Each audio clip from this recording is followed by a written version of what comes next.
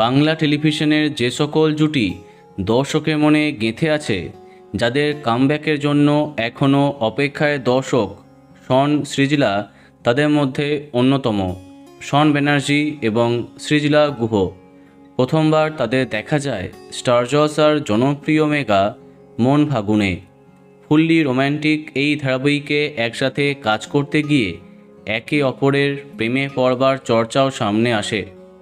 এই মেগায় কাজ করবার সময়ই রোহন ভট্টাচার্যের সাথে বহু বছরের প্রেম ভাঙে সৃজলার। নেপথ্যে তৃতীয় ব্যক্তি হিসেবে যার নাম সামনে আসে তিনি শন। সেই সময় বিষয়টা একেবারেই উড়িয়ে দিয়েছিলেন অভিনেতা। তবে মেগা শেষ হবার পরেও তাদের একসাথেই দেখা গেছে, তাতে সিলমোহর পড়েছে তাদের প্রেমে। তবে সুখবর এই জুটির ভক্তদের জন্য, আবার স্টার জলসার পর্দায় কামব্যাক করছে শন সৃজলা। তবে কোনো নতুন মেগায় নয়, বড় চমক।